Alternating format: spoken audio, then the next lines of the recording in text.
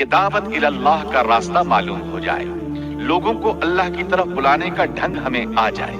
اللہ کرے ہم بھی ان لوگوں میں شامل ہو جائیں جو اللہ کی طرف دعوت دیتے ہیں، ہم بھی نیکی کا حکم کرنے اور برائی سے روکنے والے بن جائیں۔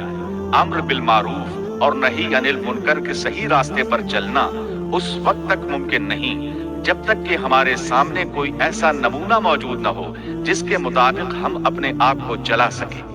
اور صاف ظاہر ہے سب سے عظیم اور بے مثال نمونہ نبی اکرم صلی اللہ علیہ وسلم کی مبارک شخصیت ہے، جیسا کہ اللہ تعالیٰ فرماتے ہیں یقیناً تمہارے لیے رسول اللہ کی زندگی بہترین نمونہ ہے۔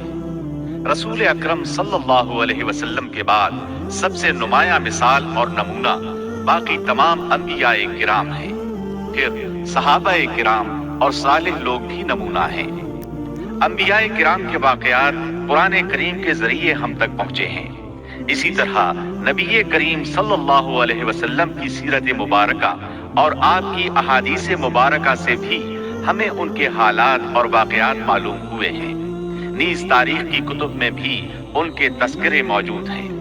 انبیاء کے موضوع پر لکھی جانے والی کتب میں سے واضح اور نمایاں حیثیت امام ابن کثیر رحمہ اللہ کی کتاب قصص الانبیاء ہے۔ اس کے علاوہ امام طبری کی تاریخ طبری اور ابن کثیر کی البدایہ والنہایہ میں انبیاء کی سرگزشت موجود ہے۔ صحیح احادیث کو بنیاد بنایا ہے اور ان عظیم مفسرین کرام کی تفاسیر پر اعتماد کیا ہے جو اللہ کی نازل کردہ آیات کے مطابق تفسیر کرتے ہیں۔ زمین و آسمان کی تخلیق سے پہلے کیا تھا؟ اللہ تعالیٰ کا عرش کہاں تھا؟ اللہ تعالیٰ نے زمین و آسمان اور پہاڑوں اور درختوں کو کتنے دنوں میں پیدا کیا؟